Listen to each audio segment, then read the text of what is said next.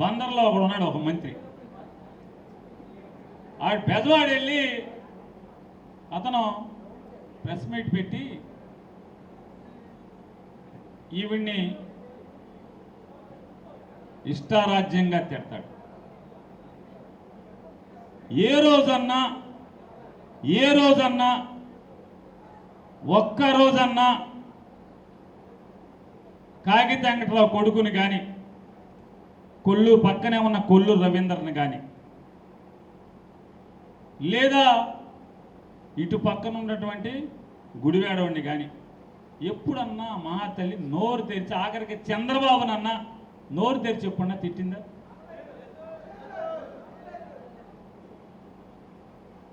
అటువంటి సాధ్వీమణి, అటువంటి విద్యాధికురాలు, ఒక వెనుకబడిన తరగతుల కులంలో పుట్టి ఈ కృష్ణా జిల్లాల పరిషత్కి అధ్యక్షురాలుగా పనిచేస్తున్నటువంటి ఆవిని, ఒక ఉన్నతమైన స్థానంలో ఉన్నటువంటి ఆవిని కించిపరుస్తూ మాట్లాడుతూ దిక్కుమాలిన నీ మంత్రి పదవి కాపాడుకోవడం కోసం నువ్వు ఎన్ని ఇట్లాంటి సాధ్వీమణి లాంటి ఆడబొడుచుల్ని ఎంతమందిని నువ్వు తిట్టినా,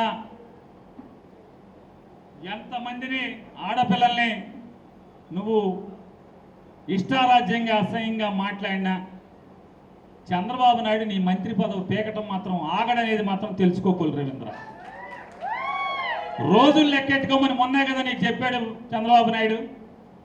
మన క్యాబినెట్లో చెప్పాడా లేదా? ఆంధ్రజ్యోతి రాధాకృష్ణ రాశాడా లేదా? లెక్కెట్టుకో.